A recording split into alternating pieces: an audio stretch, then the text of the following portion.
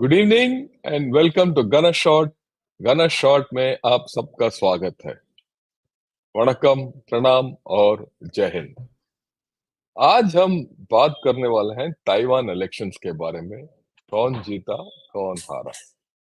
Taiwan में तो हमें पता है विलियम लाई चिंगटे ने इलेक्शन जीत लिया, पर हारा कौन?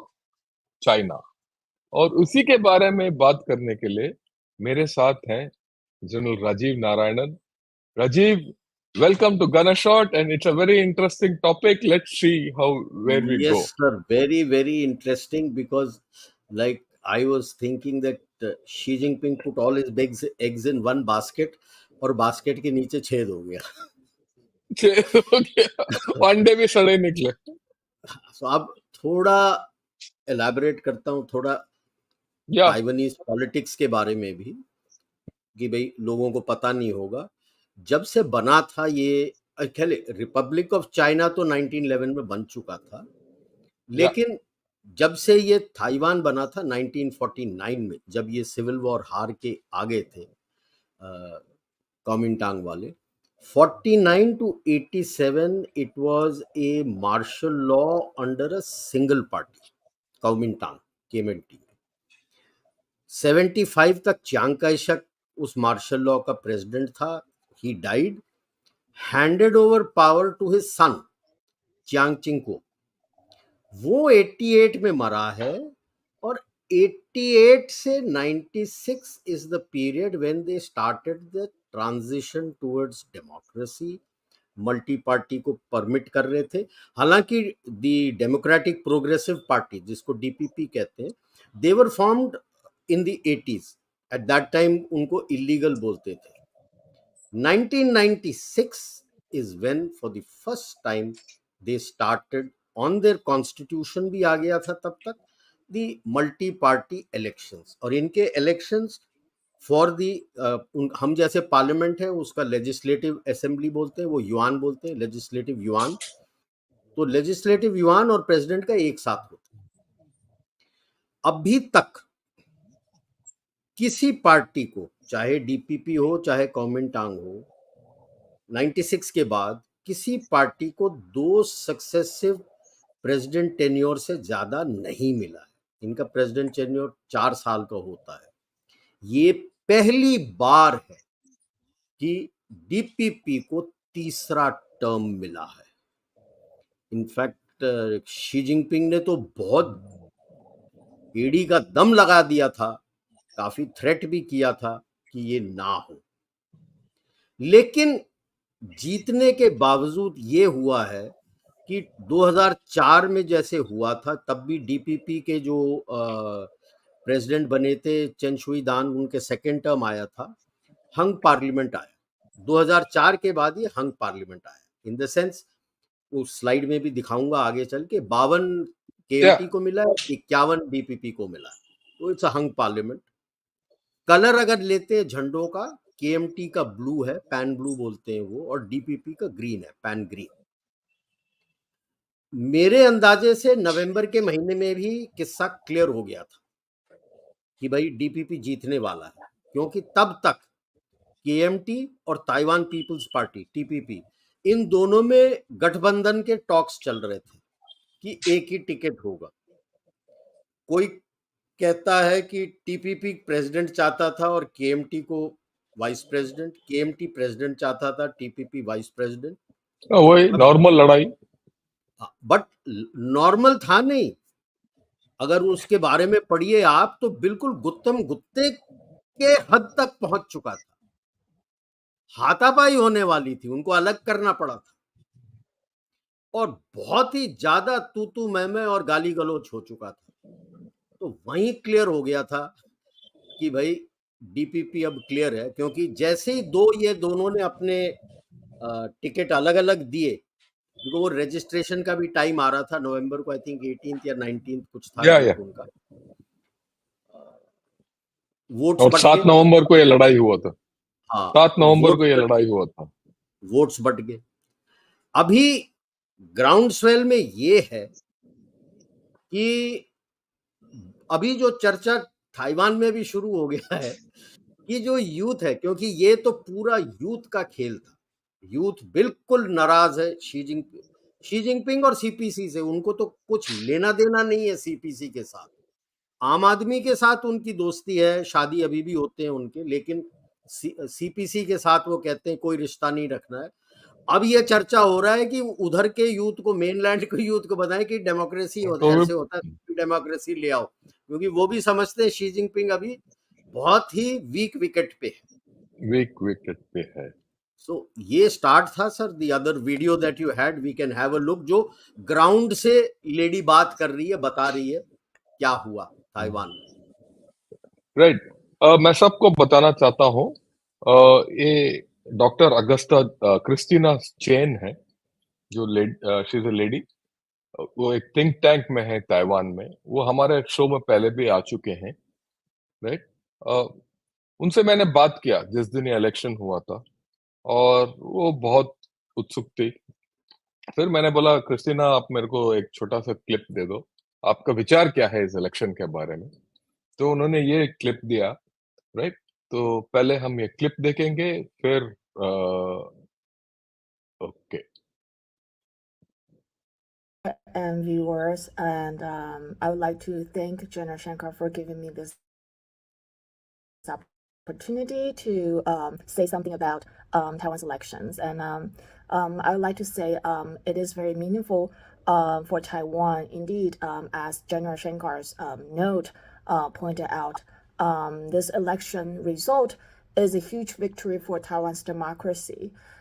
Because despite this constant threats, hybrid threats from China, over the past couple of months, China has not ceased to use its daily intrusions into Taiwan's ADIZs, flew balloons over Taiwan's airspace, and not to mention the various types of economic coercions that China has initiated against Taiwan. I mean, despite these pressures, Taiwan and the people in Taiwan have participated in the elections, and the elections have completed smoothly without much interruption. So I think the election process, as well as the outcomes, definitely showed to China that we are not afraid of your threats.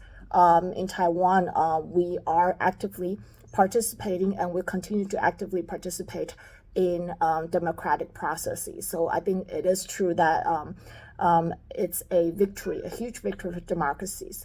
And this is very meaningful for Taiwan as well as for the international community, because Taiwan, as you know, has made transition from its authoritarian past. And Taiwan has been through a couple of elections already. And so this election definitely showed that Taiwan has become a mature democracy.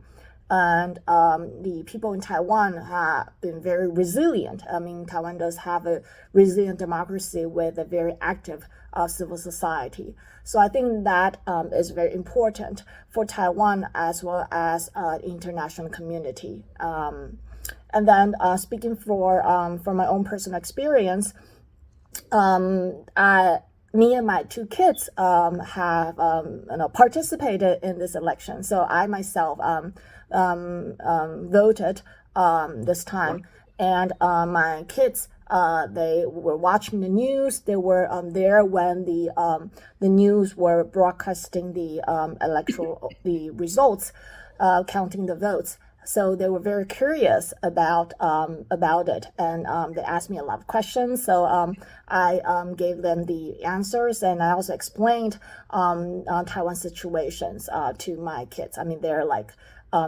7, 8 years old. So I think it is also a good thing for young people and children in Taiwan, or future generations, that they're able to witness the whole process, and even though they are not eligible to vote, but having been through this is a positive thing for the young generation in Taiwan. And I believe that we will continue to have more experiences and positive experiences for everyone in Taiwan. So that's pretty much it. Thank you. Yeah, I thought she made a lot of good points. बहुत अच्छा बात किया उन्होंने. And she's taken her children and उनको सिखा रही हैं democracy के बारे में. I think it's a great thing. And yeah, your views on what she said, and then we'll take it forward. बिल्कुल sir, because what she's saying is very true, and there is a change, which is a shift in angle which is coming from KMT also. अभी तक KMT के जितने भी senior leaders थे जो president के लिए खड़े होते थे, प्रेसिडेंट बने थे, they were all born in mainland. अभी जो KMT का कैंडिडेट था, he is actually born and brought up in Taiwan, the first person. Yeah. And the line of thought which both KMT and TPP are saying, that if mainland wants that Taiwan should be with them, then it will only happen once there is democracy on mainland. Yeah, I agree with you. I agree with you completely. तो Right. मतलब अभी views ही angle change होते जा रहा है towards what DPP was since it's Yeah. Reason. आप ये भी हमें याद रखना पड़ेगा कि when Chiang Kai-shek came to Taiwan, or Formosa as it was called at that time, right? His aim was not to stay there. ये नहीं कि वो एक छोटा ये ताइवान के ऊपर he wanted to recapture. और काफी दिन तक KMT wanted to re-establish democracy or a participative election in the mainland. And उनका मुद्दा था कि भाई कम्युनिस्ट को हटा दो और फिर उनका राज चले पूरा मेनलैंड के ऊपर. इट वाज ओनली लेटर जब Chiang Kai-shek बुढ़ा हो गया, his son came, his son उतना काबिल नहीं था, और Chiang Kai-shek तो एक डिक्टेटरशिप ही चलाया था इसके अंदर, जैसे आपने पहले बताया. तो तब इनका रुख बदला है towards when we see the task given to जो ताइवान के डिफेंस फोर्सेस को दिया था, जब से यहाँ ताइवान आए थे टिल अराउंड अर्ली 70s, इनका टास्क था to prepare to recapture mainland. Mainland, correct. 70s में जब यूएस और PRC का रिलेशंस बेहतर होने लगा, तब उन्होंने चेंज किया कि भाई defence of Taiwan. Yeah. Let me switch to something else. Let's go back and see what the thing is. Okay. कि भाई देखो ये बताओ कि why does China or rather Taiwan matter so much to both mainland China and the US? I put 4 items. You could take it from wherever you want. मैं तीसरे को touch करूंगा, which is very critical for the US. कि भाई अगर ये first Taiwan को पकड़ लेता है, then he is out of the first island chain. That means he is in the Pacific. Unwritten है, US takes the balance, Western Pacific को छोड़ के बाकी पूरा Pacific US sees as its lake. It will not permit any European power or anyone else to come there. Right? So that is its Monroe Doctrine. Part of its Monroe Doctrine. Moment Taiwan पे कब्जा हो जाता है, तो बाकी Pacific तो China के लिए थ्रू है. और अगर ताइवान नहीं क्लियर कर पाता है तो मल्टीपल आइलैंड्स क्लियर करने के बाद ही फिर निकलता है, फिर फिलीपींस के ऊपर आता है, और इसीलिए उसने फिलीपींस में इतने सारे बेसेस बना दिए हैं. अभी बेस बना लिए. तो ये जो जनरल नारायणन बता रहे हैं, मैं थोड़ा विस्तार में बताऊंगा. आई एम्पलीफाई. अगर आप देखेंगे ये जो येलो लाइन है, ये है फर्स्ट आइलैंड चेन जो बोलते हैं, और जो ऑरेंज लाइन है वो second island chain. First island chain शुरू होता है जापान से जो ओसाका लाइन तक आता है वो, और ताइवान को मिल जाता है. ताइवान से लेकर फिलीपींस से मलेशिया और वियतनाम तक आ जाता है. ये है फर्स्ट आइलैंड चेन. इसका खासियत क्या है आप देखिए. खासियत ये है कि फर्स्ट आइलैंड चेन के वेस्ट में जितना भी आप समुद्र देखते हो लाइट ब्लू में है। ये क्या है कि साउथ चाइना सी, ईस्ट चाइना सी और येलो सी, ये सब सीज जो हैं वो शैलो सीज हैं, उनके गहराई कम है। पर जहां तक आप फर्स्ट आइलैंड चेन या येलो लाइन के दाहिने देखोगे तो पूरा गहरा नील है, तो डीप ओशंस है।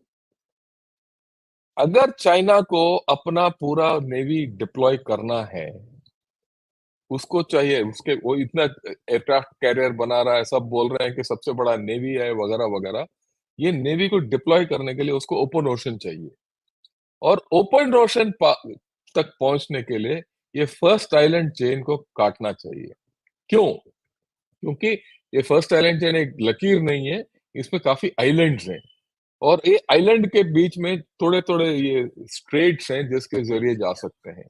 कोई भी देश अगर ये स्ट्रेट्स को ब्लॉक कर दे तो चाइना का नेवी बाहर नहीं निकल सकता। और यही फर्स्ट आइलैंड चेन के आधार पर चाइना, ये यूएस से जो है, जापान में बेस है इनके, ताइवान में बेस है इनके, फिलीपींस में बेस है इनके, मलेशिया में बेस है, और राइट, ये सब यू वियतनाम के साथ तो दोस्ती हो रहा है यार, इस और थाईलैंड में भी है, और इसके जरिए ये चाइना को कंटेन करते हैं।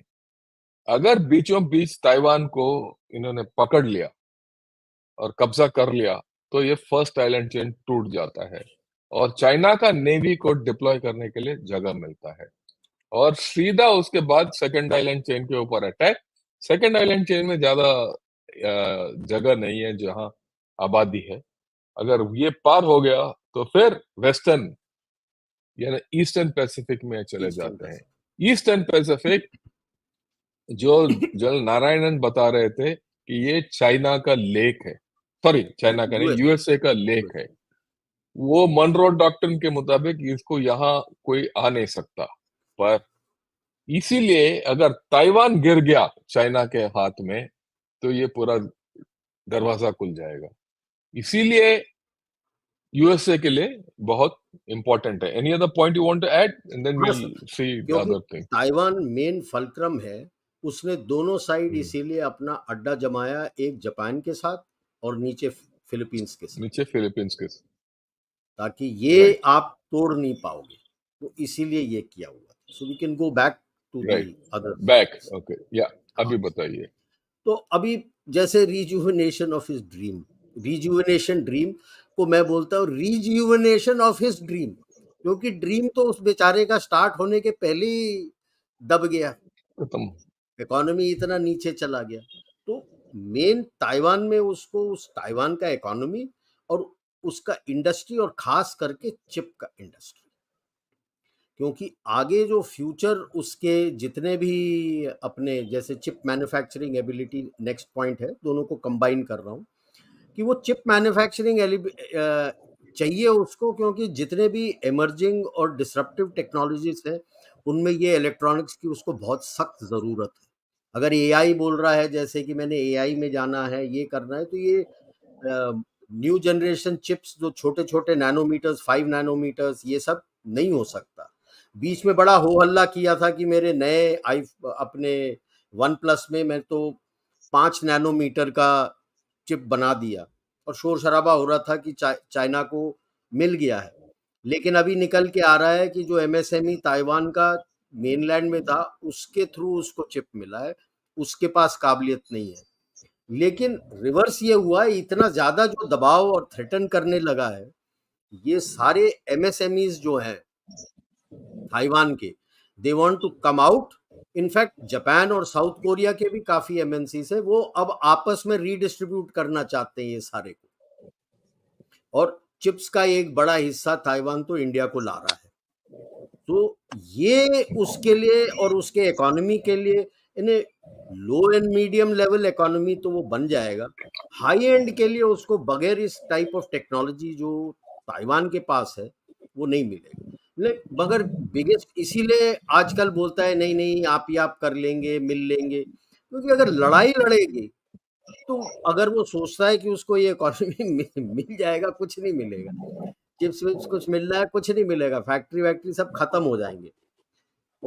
कंटेनमेंट का तो मैंने बता दिया आपको पहले ही। डेमोक्रेसी वर्सेस ऑटोक्रेसी बहुत बढ़िया अभी इसके ऊपर चल रहा है कि भाई ये इसका व्यू था और हर जगह बताता था 2012 से जब से आया था कि only way to succeed is the China way and economics with Chinese characteristics. हमारा विजन हर न्यू ईयर्स ईव में यही रट लगाए रहता था कि ये है डेमोक्रेसी से आप ग्रो नहीं कर सकते, ऐसे होना चाहिए ऑटोक्रेसी। यानी ऑटोक्रेसी मतलब सिंगल पार्टी डिक्टेटरशिप टाइप। लेकिन एक तो एग्जाम्पल आ गया कि उसकी इकोनॉमी कोलैप्स कर गई और उसे कुछ समझ नहीं आ रहा है करें तो क्या करें। और दूसरे साइड है वही हान लोग, यानी इंडिया भी है एक शाइनिंग एग्जाम्पल, डेमोक्रेसी होके ग्रो हो रहा है, लेकिन हमारे कल्चर्स अलग हैं। एक तरफ हान मेनलैंड में है, दूसरे तरफ हान ताइवान में है।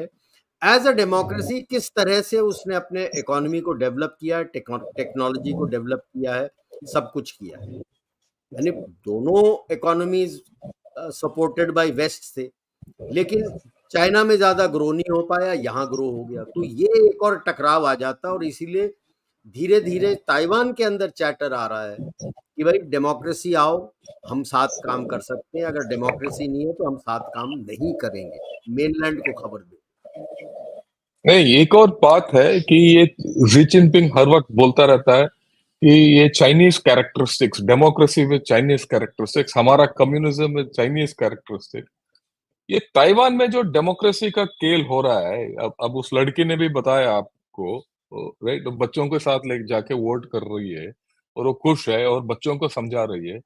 ये साबित हो जाता है कि डेमोक्रेसी विद चाइनीज कैरेक्टरिस्टिक्स कुछ नहीं है। डेमोक्रेसी विद चाइनीज कैरेक्टरिस्टिक्स वो है जो ताइवान में है। ताइवान में है। और जो और ये भी साबित हो जाता है कि भाई अगर यहाँ ये लोग में लोकतंत्र आ गया तो वहां भी आ सकता है लोकतंत्र। वो तो प्रश्न चिन्ह है चाइना के ऊपर। इसीलिए वो जी जिनपिंग को काफी कष्ट है इस बारे में। राइट, एम आई राइट? तो इसीलिए वही है कि भाई अब आई वुड से it is not a question of if democracy will come on mainland, more and more जब When, Chinese youth start looking towards Taiwan, it will be a question of when. yeah, It it's will be only a a matter of question of time. That's the way I हाँ like. I think so हाँ too. So let's बिल्कुल move to the next thing. हाँ। Now, next ये ये है देखिए, अभी ये जो किया इन्होंने कि भाई जब आप धमकी देने लगते हो कि भाई, और एक पार्टी के विरुद्ध आप धमकी दे रहे हो कि डीपीपी को नहीं लाना है, तो वही था जैसे मैं कह रहा था, आपने सारे अंडे अपने एक ही बास्केट में रख दिए। और इस इलेक्शन में जो यूथ था ताइवान का, उसने नीचे से छेद कर दिया और आपको पता लगा कि जो अंडे थे वो भी सड़े थे और नीचे गिर गए। क्योंकि उनको ये समझ आना चाहिए, मैं ताइवान के न्यूज़ रिपोर्ट्स पढ़ रहा था, उन्होंने इलेक्शंस के पहले सर्वे भी किया था। जितने लोग मेनलैंड में पैदा हुए थे और अभी भी जिंदा हैं ताइवान में, मतलब 50 साल से ऊपर, 60 के करीब और 60 के ऊपर हमारे हम उम्र के लोग हैं, वो चाहते थे कि मेनलैंड के साथ, सीपीसी के साथ मिल जाएं। और यूथ में उनको लिस्ट करता हूं जो सारे ताइवान में जन्मे हैं, दैट मीन्स 49-50। ये जो जन्मे हैं वो भी हमारे हम उम्र के हैं। वो नहीं चाहते कि भाई जब पीआरसी के साथ मिले, उनको मेनलैंड से कोई दिक्कत नहीं है, उनको सीपीसी से दिक्कत है। और वो कहते हैं कि डेमोक्रेसी आ जाए, हमें कोई प्रॉब्लम नहीं है। और वो भी यही कह रहे हैं जो मैं कह रहा था, उन्हीं से लेके मैंने कहा था, हम भी हान है, वो भी हान है। हम डेमोक्रेसी हो सकते हैं तो वो क्यों नहीं हो सकते? वो क्यों नहीं हो सकते? ये सही बात है। और यही नहीं, आप देखिए क्या क्या और किया है। दबाव राइट, किया, इकोनॉमिक कोर्स। बलून भेजने लगे। अब बोल रहा है urges Taiwan to stand on right side of history, तो वो राइट को चेंज कर दूंगा, उसने बोलना था लेफ्ट साइड ऑफ हिस्ट्री, क्योंकि वो left left side of history. वो ये तो ठीक है, राइट है नहीं, वो क्यों? तो लेफ्ट है। करेक्ट। तो इकोनॉमिक ये कोर्शन, इतना राइट सर, और इसीलिए या इस इकोनॉमिक कोअर्शन से ये लोग अब निकल के जा रहे हैं। हाँ बिल्कुल। और ये भी है, ये जो मैंने लिस्ट नहीं किया इनमें, इन्होंने पैसा भी दिया है, पैसा भी खर्च किया है। बहुत पैसे फेंके हैं। बहुत पैसे फेंके हैं। और ये जो इलेक्शन से पहले जी जिनपिंग ने, उसका एक खास आदमी है वैन ह्यूनिंग, वो उसको बुलाया और इसके जितने ministry of state security, United front work department, Taiwan affairs office, ठीक है, इनके जितने खुफिया एजेंसी, सबको इकट्ठा किया। उसको बोला भाई जो करना है करो, पर ताइवान में अपना पार्टी वाला जीतना चाहिए, डीपीपी का जीतना नहीं चाहिए। उसका था ठीक केएमटी है, जीतना है, डीपीपी टीपीपी नहीं जीतना है। आई एम जीतना श्योर है। इन्होंने इन्होंने जब कोशिश की होगी जो केएमटी और टीपीपी के सुलह करने में, और वहीं हाँ, उनमें मतभेद हो गया होगा, क्योंकि टीपीपी इज प्रो यूथ, जैसी प्रो प्रो यूथ है यूथ, सी नहीं चलता। ठीक। और इन्होंने यही नहीं, ताइवान के काफी लोग जो हैं वो मेनलैंड चाइना में रहते हैं, उनको पैसा देके टिकट दिया कि भाई जाके वोट करो हमारे कैंडिडेट के हमारे लिए, बंधु यहाँ तक किया। और तो और कुछ केएमटी के कैंडिडेट्स जो अभी तक चाइना के साथ मिलजुलना चाहते हैं, उनको उनको भी पैसा दिया जाता कि भाई आके प्रचार करो। और जमीन और आसमान को हिला दिया जी जिनपिंग ने, पर हार गया वो, इसमें तो दो राय नहीं है। दो राय। राइट। तो ओके, तो नेक्स्ट पॉइंट जो आता है कि ठीक है, अब टीटीपी जीत गया है, अब बीजिंग क्या करेगा। अब खास करके ये, इसके ऊपर हम चर्चा करना, वी शुड टॉक, खास करके जब ये मेनलैंड और चाइना का जो इन्वेस्टमेंट है वो बिल्कुल टफ हो गया। वही तो मैंने बताया ना सर, ये सब निकल के इम्पोर्टेंट जा है। रहे हैं बाहर। बाहर, एफडीआई भी निकल के जा रहा है, और क्योंकि relations, correct. I won't say mainland से ताइवान में इन्वेस्टमेंट रिलेशंस के कारण नहीं आ रहा है, क्योंकि वैसे ही मेनलैंड फक्कड़ हो चुका है, क्या डालेगा वहां पे। क्या डालेगा, नहीं, बट मोर इम्पोर्टेंट ये है कि ये करेगा क्या ताइवान आगे। से निकल रहा नहीं नहीं, है पैसे की बात नहीं कर रहा हूँ, बीजिंग के ऑप्शंस क्या हैं अभी सर। टू डील, ऑप्शंस तो बहुत दैट्स द कम है, पॉइंट। वो मैं आगे समझाऊंगा जो मेरे व्यू ओके में है, fine, will talk about it. क्योंकि उसने कुछ ओके, ना विल कुछ टॉक तो अबाउट इट। करके दिखाना है, because there is a tremendous loss of face. And elections के पहले इसने काफी ट्रू बिल्डअप फुजियान में किया हुआ है, पीएलए का बिल्डअप हाँ, ये पीएलए के काफी। बिल्डअप ही नहीं, इसने इसने वो जैसे अगस्ता क्रिस्टीना चेन ने बताया, वो एयरक्राफ्ट का मूवमेंट भी कराया, यस, मिसाइल एयरक्राफ्ट का फायरिंग भी मूवमेंट है, अभी कराया, वो एक्सरसाइज वगैरह भी कर रहा है। एक्सरसाइज भी एंड कर रहा है। तो इसलिए ये कह रहा सब, हूं कि मैं, it is not just ships and अपना aircraft, these are the amphibious trained troops whom he has concentrated yes, at Fujian as a threat to Taiwan. Right. But सो ये issue सब is करने के बाद, मतलब PLA के अंदर ही फिशर है, big fisher, and even in CMC, I agree with you, the way the I purges are completely taking agree with place, you. because I had always been questioning that अगर ये equipment development department के पीछे पड़ा है, equipment development department तो इसका जो blood brother बोलता है छांग यूजिया, जो इसका सीएमसी का वाइस प्रेसिडेंट है, उसने खड़ा किया है। इक्विपमेंट डेवलपमेंट डिपार्टमेंट के पहले जनरल आर्मामेंट डिपार्टमेंट होता था, वहां पे वो बॉस था, वहां से यहाँ आया, यहाँ से अपना हैंड पिक्ड बंदा ली शांगफू को लेके आया, और इसके चहेते बंदे थे, दो चार नीचे जनरल्स थे। इन सबको अगर अरेस्ट कर दिया है ऑन करप्शन चार्जेस, ईडीडी के ऊपर जोर है, तो ईडीडी का माई बाप तो छांगयूजिया ही है। था। अगर वो नहीं अभी तक हुआ नहीं था, क्योंकि दोनों बहुत करीब थे। अभी लास्ट में जब ये he looks after the scientific part और सारा डेवलपमेंट वगैरह, तो काफ़ी साइंटिस्ट एंड स्कॉलर्स को रिक्रूट करते हैं, तो एंड एवरी टाइम वो आता था कीनोट एड्रेस वगैरह देने के लिए। अब की बार वो नहीं है। Hu Wedong, who या looks there after no doubt, staff and operations, Hu Wedong आया, ये नहीं आया। इसको आने नहीं दिया। Yeah. तो विच शोज अच्छा, अभी इसको एक और ये डर है, एक ये है, और उनके जॉइंट स्टाफ डिपार्टमेंट का हेड है जनरल ले something, I am forgetting his name. यही दो जन है जिनके पास जो कुछ भी इनके पास वॉर एक्सपीरियंस है, बिकॉज छांगयूजिया fought in the Vietnam war, then वो लाओशिंग की लड़ाई भी जो हुई थी 80s में वो भी लड़ा है, और जो स्टाफ डिपार्टमेंट जब वियतनाम वॉर हुआ था तब ये कंपनी कमांडर था, and let 80s early 90s में जब लाओशिंग के ऊपर दबाव लड़ाई किया था वियतनाम के साथ बॉर्डर स्कर्मिश, ये एक रेजिमेंट कमांडर था, और जो स्टाफ डिपार्टमेंट का लड़का है वो एक प्लाटून कमांडर था उस टाइम। यही है, और किसी के पास कोई वॉर एक्सपीरियंस नहीं है। अभी ये भी डर है, रॉकेट फोर्स को सॉर्ट आउट कर दिया है, स्ट्रेटेजिक सपोर्ट फोर्स के कमांडर और डिप्टी कमांडर को निकाल दिया है, इक्विपमेंट डिपार्टमेंट के ऊपर दबाव है, तो लड़ोगे किससे लड़ोगे आप? लड़ाई स्टार्ट करते हो स्ट्रेटेजिक सपोर्ट फोर्स और रॉकेट फोर्स से। तो एक्चुअली अगर आप देखेंगे तो अगर आपका आर्गुमेंट थोड़ा आगे ले चलो तो शी जिनपिंग को मेरे ख्याल में, मेरे हिसाब से 2-3 चीजों से डर है अभी, जहां तक पीएलए का सवाल है। एक तो करप्शन है ही, करप्शन से तो बिल्कुल राइट है।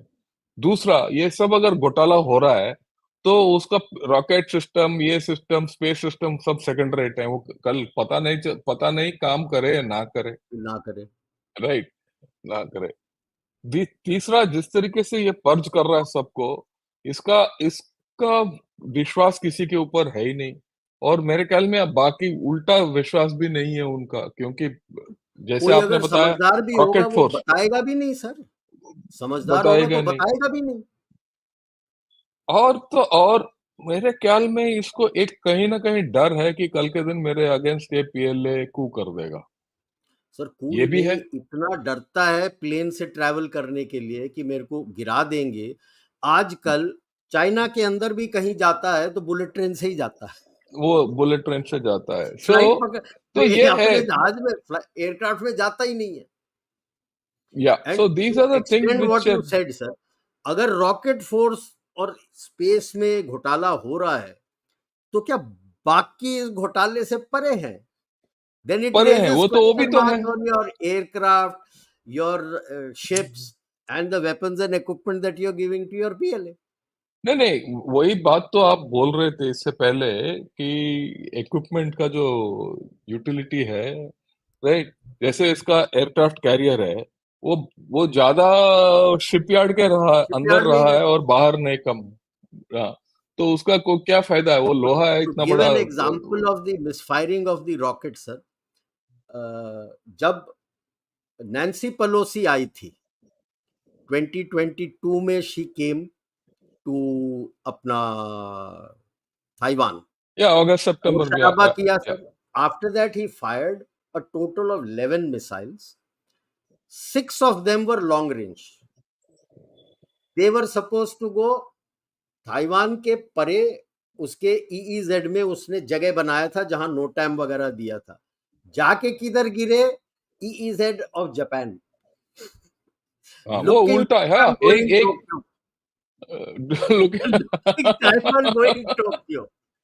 टोक्यो, या तो अभी शक हो गया था। अब की बार जब साइविन गई थी और जब इन्होंने किया शॉर्ट रेंज और मीडियम रेंज मिसाइल फायर किए, लॉन्ग रेंज मिसाइल एक भी फायर नहीं हुआ। Okay, so let's move ahead, हम वापस आएंगे इस बात के ऊपर लास्ट में, राइट, लेट्स सी और क्या है इससे, राइट। अच्छा, अभी थोड़ा ताइवान के अंदर की बात में भी बात करेंगे, ठीक है? जो जैसे आपने बताया, तो ये रिपोर्ट्स आए हैं, एक तो ताइवान सांगविन leaves tough legacy for president elect William Lai. दूसरा रिपोर्ट ये है, Taiwan president elect faces new era with legislature in the balance, और US group urges Taiwan's lie to keep calm and carry on with cross state status quo। तो इसका मतलब यह है कि क्या कहीं से शुरू करो? ऊपर चलता हूँ। यूएस ने क्यों बोला? हाँ ठीक। 2 जगह बुरी तरह फंसा हुआ है, तीसरे जगह खुल जाएगा तो हाँ एज इट इज उसके इकोनॉमी की वाट लगी हुई है और वाट लग जाएगी। एक यस, कहीं जगह सुलह हो जाए, जैसे लग रहा है कि यूक्रेन का शायद इस साल कुछ हो जाएगा, तो शायद क्लोजर इधर आएगा। पे खोलने के लिए वो तैयार होगा। एंड मेन उसको यही बोला होगा कि डोंट डिक्लेयर इंडिपेंडेंस। तो वही बोला होगा, स्टेटस को रखो, डोंट डिक्लेयर इंडिपेंडेंस। उसको इंडिपेंडेंस। ट्विस्ट करके अभी या यूथ जो ताइवान का है वो कहता है कि तुम डेमोक्रेसी ले आओ, हम हाथ मिला लेंगे। सीखना है तो हमसे सीख लो, हम सिखा देंगे। नहीं, मैं ये बात सही है। मैं I want to clarify one thing. ये जो लाई हाँ है ना विलियम लाई चिंगते, मैं सबको बताना चाहता हूँ, ये प्रो इंडिपेंडेंस वाला है। हाँ, बिल्कुल इनको डर, सबको डर ये है कि देखिए ये पूरा कहानी में, चाहे चाइना की ओर से देखो या यूएसए की ओर देखो, ये पहले से थोड़ा कट्टर डेमोक्रेसी, कट्टर इंडिपेंडेंस टाइप है। जो चाइना वाला बोलते हैं इसको सेपरेटिज्म में जा रहा है। सेपरेट। तो सबको ये डर है कि ये तो प्रेसिडेंट बन गया, आज कल के दिन बोलेगा ताइवान इंडिपेंडेंट है, तो चाइना को फिर लड़ना पड़ेगा ताइवान के साथ, और ताइवान के साथ लड़ना पड़ेगा तो यूएसए को वहां रेस्पॉन्ड करना पड़ेगा। फिर तो यहाँ तीसरा विश्व युद्ध शुरू हो जाएगा। That I think that is why the youth of Taiwan have taken you on a major role, because they are the major role, kingmakers yes. today. They are the या kingmakers today, and all those who are like अपने 60 साल और नीचे जितने हैं, वो हम उम्र वाले हैं, वो कहते हैं कि भाई साहब हमें लड़ाई की जरूरत नहीं है, आप डेमोक्रेसी ले आओ, हम आपको सिखा देंगे, चलवा देंगे, उसके बाद हम दोनों मिल सकते हैं। या अब एंड वो खतरा है शी जिनपिंग के लिए। यस, और दूसरा तो आगे स्लाइड में मैं दिखा दूंगा कि भाई या आगे लेजिस्लेचर ले इज चलते अ हैं। हंग लेजिस्लेचर। सो अभी ये जैसा है, जैसे आप देख लो, जो मैं कह रहा था कि अगर होयूही और कोवेंजे के पार्टीज केएमटी और टीपीपी मिल जाते तो आप देख लो कितना वोट्स ले जाते। 59, ऑलमोस्ट 60 से पूरा तो नहीं होता, फिर 60%। भी कुछ एक वोटर्स यहाँ आ जाते, लेकिन 50 से ऊपर उनको मिलने की उम्मीद थी।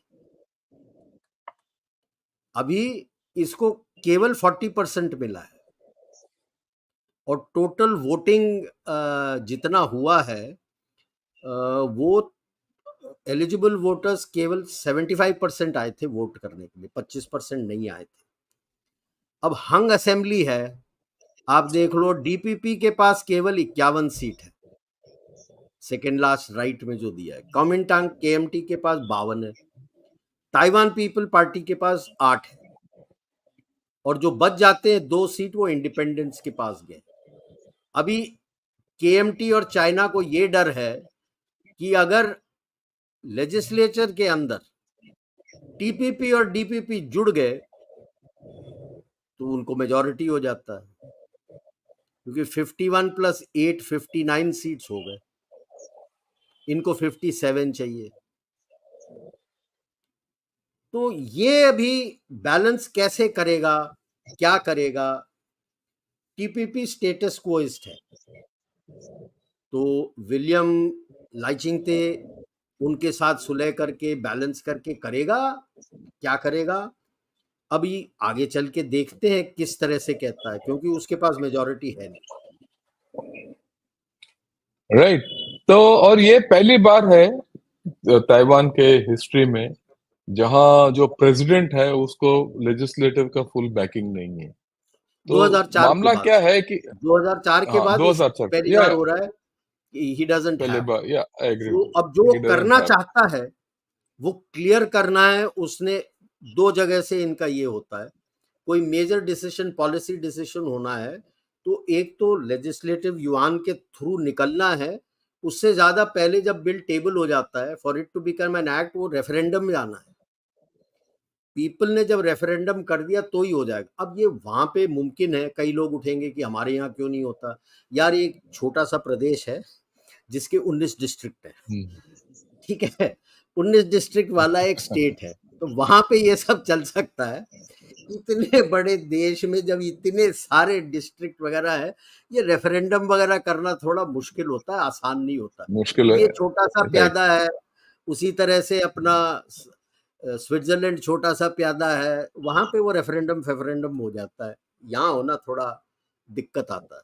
यूएस भी इसीलिए देख लो आप, इतना बड़ा देश है, फैलाव कितना है, हालांकि पॉपुलेशन नहीं है लेकिन फैलाव कितना है वो नहीं कर पाता, वो नहीं कर पाता। यहाँ राइट। पे आप देख लो कितना कम पॉपुलेशन है कि काउंटिंग शुरू होने के 4 घंटे के अंदर ही पता लग गया था कि कौन जीत रहा है। हमारे यहाँ तो या इसमें डाउट नहीं था। हालांकि अपना ईवीएम है, लेकिन जब काउंटिंग शुरू होता है 8 बजे शुरू होता है, तकरीबन 2-2:30 बजे आपको क्लियर हो जाता है कौन जीत रहा है, बिकॉज इतने राउंड्स हैं काउंटिंग के लिए, इनके इसमें उतने राउंड्स काउंटिंग के नहीं होते हैं।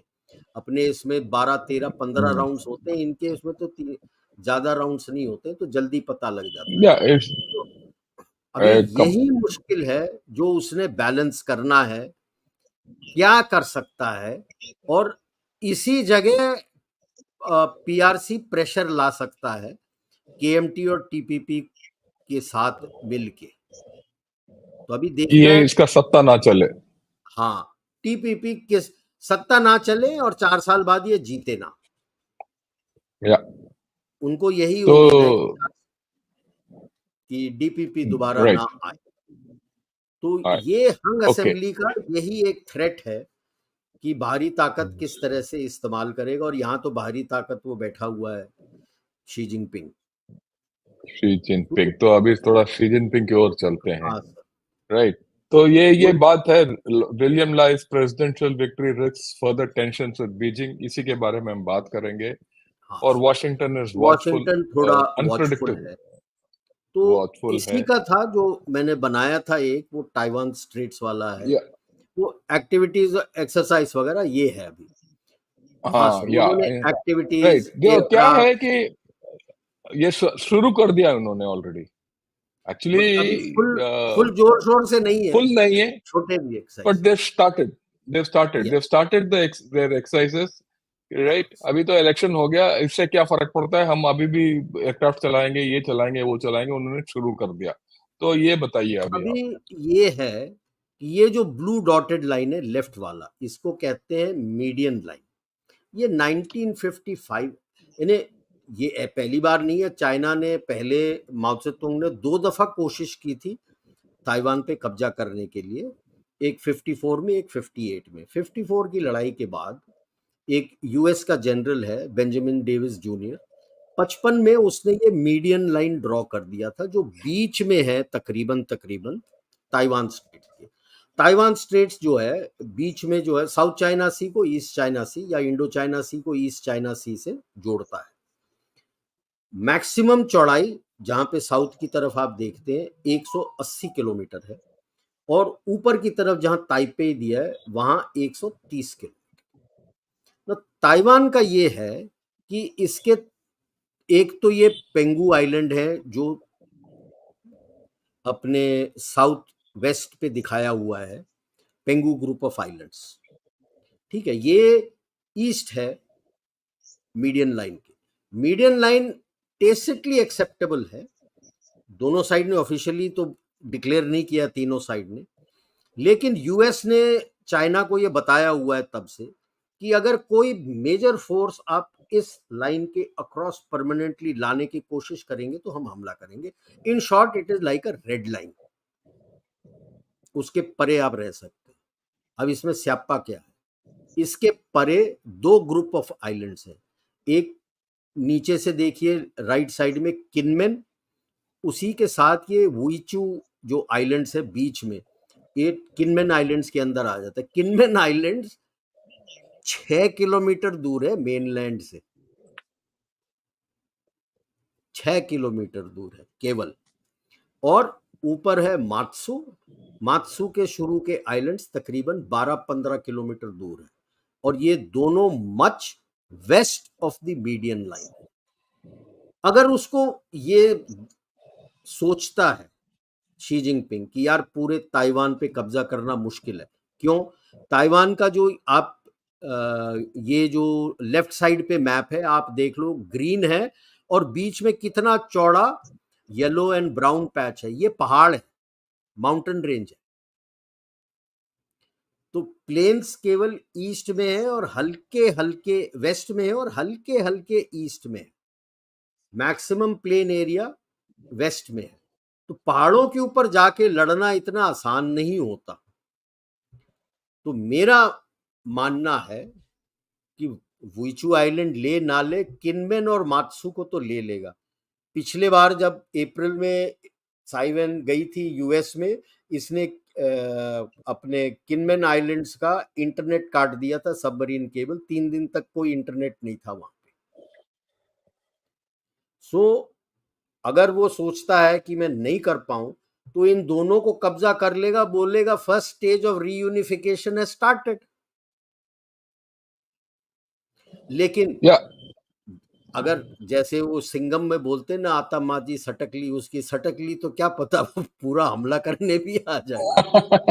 नहीं नहीं देखिए, जैसे आप बोल रहे हो, ये किनमेन और मात्सू लेने का भी बहुत कहानी चला है, उसका भी काफी वॉर गेमिंग हुआ है। पर हाँ इसमें सोच ये है कि अगर किनमेन और मात्सू लेना चाइना के लिए बड़ा मुश्किल नहीं, they can just walk over.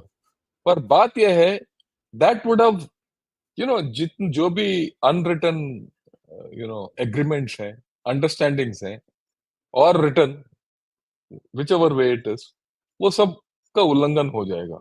Sir, अभी दैट तक वो तो सब उसने करेगा। कौन से ऐसे को परमानेंटली रखा हुआ है? सब कुछ तो जब मूड में है फाड़ के नहीं फेंक नहीं देता है। नहीं नहीं, हाँ, अगर नहीं नहीं, मैं इसकी बात कर रहा हूँ कि मात्सू और किनमेन के ऊपर अटैक करके इसने कब्जा कर लिया कि फर्स्ट स्टेज ऑफ रीयूनिफिकेशन।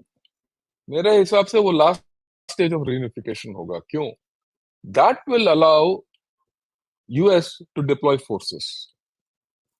तो और वही बोल रहा हूँ ना सर, एक और इफ चीज, यू ये रीड दी एक और इफ यू चीज है। Read if you read that 55 का, ये this is virtually they have said median line is the red line, any crossing red will come. Line, उसने बस। वहां पे कब्जा कर अगर लिया। वो दोनों ले लिया, अगर वो दोनों ले लिया, तो then USA by the Taiwan relations act is suppose to come to help of Taiwan. अगर एक बार डिप्लॉय हो गया तो चाइना का खेल खत्म। बिल्कुल सर, बट वो तो बिल्कुल। इतना बोल और रहे हैं ना, फर्स्ट स्टेज मैंने कर दिया। क्योंकि आज के नहीं तारीख में नहीं, जितने भी वॉर गेमिंग हुए हैं, यूएस के साइड से भी कुछ एक लीक करके, पीएलए नेवी के कभी एक दो एक्साइज का लीक हुआ है कि भाई इन्हें अव्वल तो जीतना बहुत मुश्किल है, कैजुअलिटीज दोनों साइड में बहुत ज्यादा होंगे, और अगर जीत भी गया it will be like a pyrrhic victory. उसके बाद हमारे पास कोई रिसोर्सेज बचेंगे ही नहीं। हमारे नहीं, ट्रूप्स तक क्या, नेवी तक भी पूरा डिस्ट्रॉय हो जाएगा, एयरक्राफ्ट भी डिस्ट्रॉय हो जाएंगे, और इकोनॉमी इतना पीछे चला जाएगा कि दोबारा बिल्डअप करने की हिम्मत ही नहीं हैगी। तो उसको पकड़ के हमें मिला क्या? तो this is what is a report which is coming out, and that is why the one of the naval chaps was also sacked for that, कि भाई नहीं, आप आई मना आई कर। I go with you, I go with you कि ये एक ऑप्शन है। बट This is an अगर ये option, एक yes. Option, How, like you are mentioning sir, how US is going to react to that, we really don't know. उसको भी पता नहीं ना, चाइना वाले को भी पता उसको भी नहीं। पता नहीं है एक और अभी, इसीलिए दैट इज वाई एक वो जो और लास्ट चीज है। स्लाइड आपका है हाँ, कि वो उस पे चलते हैं जो पैसिफिकेशन टोन में बात कर रहा है। ये तो चलो हाँ, वांगी ने तो ठीक बोल है, दिया, वो है, वो तो आगे ने पता है बोल दिया, ठीक है। हाँ, तो ये कि भी विल आजकल ये बोल हार्ट्स रहा है जी जिनपिंग, हार्ट्स ऑफ कि we people will the in heart. Hong Kong अब मकाओ होता है। हार्ट क्या जीतोगे? Hong Kong one country two system की तो आपने वाट लगा दी, no, one nation two systems policy पे हांगकांग मकाऊ लिया था, उसका तो कचरा कर दिया। अब लाइक आई सेड, ताइवान तो डेमोक्रेटिक कंट्री है, तो वो डिक्टेटरशिप के पीछे क्यों जाए? क्योंकि उन्होंने दोनों, अभी जो वहां पे हैं तकरीबन 60s में हमारे एज के जो हैं, वो दोनों देखे हुए हैं कि डिक्टेटरशिप सिंगल पार्टी कैसा था और डेमोक्रेसी कहता था। उनको डेमोक्रेसी पसंद है कि यार यहाँ पे तो बढ़िया है, वहां पे सिंगल पार्टी वन पार्टी मतलब वाट लग जाती है, डिक्टेटर तो कुछ भी कर देता है। So now why would they like to go back to that stage? Never. And Youth are not for joining a CPC oblique Xi-led country. Like I said, they want the mainland to become democratic. And one China for mainland, for the youth, is implying one mainland and one Taiwan. अभी तो youth कब आ रहा है कि आपको कुछ बोलने की जरूरत नहीं है, आप बोल दो Republic of China in bracket Taiwan. आप ताइवान ताइवान क्यों बोल रहे हो? आप बोलो Republic of China in bracket Taiwan. ये भी बात निकल के आ रही है. सो यू फाइंड दैट ये पाला भी जो फेंक रहा है वो शी जिनपिंग को सोच नहीं रहा. वान हुनिंग कोई अच्छा एडवाइस नहीं दे रहा. हालांकि he has been an advisor with Jiang Zemin, Hu Jintao. He is the great survivor and he is now lasted with Xi Jinping for his third term.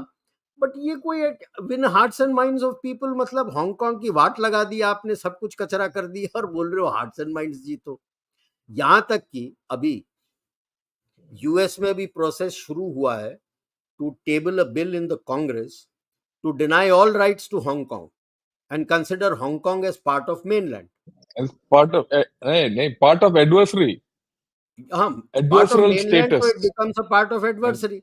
तो कोई इन्वेस्टमेंट नहीं आएगा. अभी तक जो बैकडोर से चाइना को जो सैंक्शंस था वो हांगकांग के थ्रू काम कर लेता था because of these financial.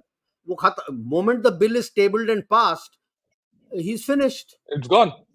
He is finished. Not only Hong Kong, even Macau they he is closed out. Macau तो जाएगा ही जाएगा sir. So there is a major problem that Xi Jinping is facing.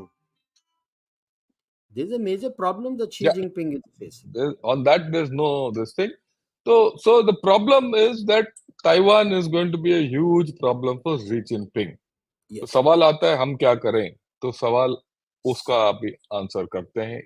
आप बताइए. अभी हमारे बहुत अच्छे रिलेशंस हैं ताइवान के साथ, which we should continue. Yes. काफ़ी अच्छा हमारे पास उनका ट्रेडिंग वगैरह के साथ चल रहा है. आत्मनिर्भर भारत के लिए भी, मेड इन इंडिया का भी काफ़ी चल रहा है. लेकिन थोड़ा हिस्ट्री हमें पता होना चाहिए. 1912 में एस्टैब्लिश किया था sun yat-sen ने, और मेनलैंड में लाइक आई गेव 49 तक चला था. उसके बाद Ilha Formosa. It's a Portuguese name for beautiful island. Formosa is a beautiful name, is beautiful island. That was Formosa. and उसके बाद वहाँ पे हमें ये भूलना नहीं चाहिए, between 45 and 47, after the defeat of the Japanese and the Republic of China came into place, who were the signatories, not PRC. They were the signatories for the UN, and that is how they had. Chiang Kai-shek was the first to lay a claim अपने Ladakh, Tibet, Xinjiang and South Arunachal. He calls, South Tibet. I have written it wrong, not South Arunachal, South Tibet. अपने अरुणाचल को South Tibet बोलता है. South China Sea का 11- line Chiang Kai Shek ने बनाया था, laying claim to South China से. वो तो माओ त्से तुंग में, क्योंकि उनके अच्छे रिलेशंस थे वियटकॉन्ग के साथ, नॉर्थ वियतनामीज के साथ, तो उनके इलाके का उसने 2 डैश निकाल दिया था, and that is how it became a 9- line. Claim on Mongolia. Now they talk of outer Mongolia as balance of Mongolia, because inner Mongolia, नई Mongolia उनके पास है. Manchuria and Yunnan. Yunnan actually is the southern portion of Yunnan, Dali and all those areas have not been a part of China. They are part of Dai Viet. Dai Viet is a kingdom from Dali up till Hanoi and little further south, because Central and South Vietnam, most of Central and South Vietnam used to be kingdom of Champa. It was a Buddhist kingdom. पहले हिंदू था, फिर Buddhist kingdom था, and lasted till 1858 when it was captured by the Dai Viet. Okay, so अभी तक Taiwanese assembly ने इस claim को overtake नहीं किया है, सो यानी ओवरटर्न नहीं किया है. So while we have very good relations with them, हमारे इतने सारे ये भी हैं, उनके कंपनीज भी यहाँ काम करते हैं, हमारे स्कॉलर्स भी जाते हैं. But these claims impact Bharat and the region as a whole, and we should not forget that. Not only that, These claims are enshrined in their constitution, constitution. So, वो उन्होंने अभी तक and निकाला नहीं। निकाला नहीं। और ये अगर आप उनसे बात करो तो ये बोलते हैं कि सर ये तो कॉन्स्टिट्यूशन में है, देखेंगे वगैरह वगैरह, वो टाल देते हैं। सो मेरा तो ऑलवेज the ये point डर which you are रहता है making हर is वक्त important. कि even if PRC China mainland becomes democratic and Taiwan comes there, is it going to change your geopolitical and geostrategic aspects in the region? I don't think so. क्योंकि like we always say in military, na sir, it's not the intent, it's the capability. You should Capability and yeah, ensure to look at the capability. Now in this case the capability is their constitution. तो may be पहला दूसरा जो बंदा है उसमें intent नहीं होगा, आगे चल के आपको कैसे पता कि इंटेंट वाला नहीं आएगा, क्योंकि उन कैपेबिलिटी के लिए उसके कॉन्स्टिट्यूशन में लिखा हुआ है, गड़ा हुआ है। Because these were the things actually which Sun Yat Sen has written in his book International Development of China, and Sun Yat-sen is revered on both sides because he is the father of Republic of China. Mao and Chiang Kai-shek were both his chelas, and he is revered on both chelas. sides of the straits. Chiang Kai-shek has executed it, अपने Mao Tse-tung has executed it, Chiang Kai-shek तो अपने constitution में डाल के रखा हुआ है। तो थोड़ा हमको ये चीज भी सोच के आगे चलना है diplomatically, how do we handle these situations if there is a fall, because like I said, we are no longer talking whether CPC will lose control of mainland China. It's not a question of if, it's a question of when, the way things are going, because the youth of China is also very perturbed. Like sir ने भी अपने उसमें peak of everyday China में he speaks about from Tangping it's going to Bailin let it rot. So the youth is highly dejected with them, so they will also bite. After all उनकी शादियां होती हैं cross channel, 5 lakh शादियां अभी भी होती हैं क्रॉस चैनल, कि दूल्हा वहां से लड़की यहाँ से, या दूल्हा यहाँ से लड़की वहां से, अभी भी होते हैं। आफ्टर ऑल क्या करेंगे यार, हान है दोनों, आपस में शादी तो होगा। हाँ, कुछ लोग बाहर शादी कर लेंगे, लेकिन बल्क ऑफ द शादी तो हान में होगा, और हान के लिए कहाँ ढूंढते जाएंगे, क्लोजेस्ट है यहाँ। तो डेमोक्रेसी आ भी जाए तो कॉन्स्टिट्यूशन बदलना चाहिए, despite having overwhelming control of the legislative assembly in between KMT को तो छोड़ दो, डीपीपी के पास भी रहा है absolute majority in their legislative assembly, तब भी चेंज नहीं किया, अभी भी चेंज नहीं किया। अभी तो नीचे एक और बात हो रही है कि लड़ाई होगा तो जिन लोगों के पास पैसा वगैरह है वो तो भागने की सोच रहे कि हम जापान चले जाएंगे, या कोरिया चले जाएंगे, या ऑस्ट्रेलिया चले जाएंगे, या यूएस चले जाएंगे। ये बातचीत चल रही है अभी, जो जिनके पास इंडस्ट्रीज हैं, पैसे हैं, कि पैसे वैसे सब लेके वहां जाके हम अपना इंडस्ट्री सेट कर देंगे, यहाँ क्यों मरे। I agree with you. तो ये हिसाब किताब है ताइवान के साथ। एक तो हमें पता होना चाहिए, खैर हम ताइवान को हेल्प करना चाहिए अगेंस्ट चाइना, इसमें कोई दो राय नहीं, बट हमें कहीं ना कहीं ये दिमाग में रखना चाहिए ये इनके ये कबाब का हड्डी है, ये जाएगा नहीं उतना आसानी से। ये भी आई वोंट से ये केवल ये भी पीआरसी के जैसे ये भी कबाब का हड्डी, ये भी कबाब का हड्डी है, राइट। तो जो सोचते हैं कि भाई बिल्कुल आंख बंद करके ताइवान को हेल्प कर दो वगैरह, नहीं हो सकता, राइट। उनको याद दिला दें सर, जब बीच में, सॉरी फॉर इंटरप्टिंग, जब बीच में वो आया था 1 लाख लेबर, कितना नेगेटिव रिपोर्टिंग आया था वहां से। आई कैन अंडरस्टैंड कुछ चीनियों ने भी करवाया होगा, लेकिन उनके भी मेन मीडिया में निकल के आ रहा था। तो हमें थोड़ा सतर्क रहना पड़ेगा, और रिलेशनशिप विद ताइवान अच्छा होने के लिए, अच्छा है पर इससे भी ज्यादा अच्छा होने के लिए जहां पीपल टू पीपल रिलेशनशिप अच्छा हो, क्योंकि कोई भी relationship people to people contact के आधार पर चलता है, जब तक वो सॉलिड ना हो।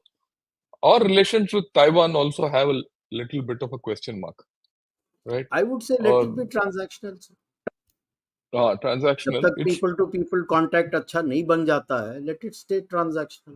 पीपल का या people I think contact so. होगा, बढ़ेगा, समझेंगे, तब ऑटोमेटिकली वो भी प्रेशर लेके आ जाएंगे कि ये चीजें हटाओ, बातचीत ये करेंगे। अपने अपने हो जाएगा। अदरवाइज तो late it B there's a long time to transactional. go, उसके लिए बहुत टाइम है, यस, उसके लिए बहुत समय टाइम है, क्योंकि हमारा और ताइवान का भाषा अलग है, रीत रिवाज है। अलग है, we are on different oceans, right?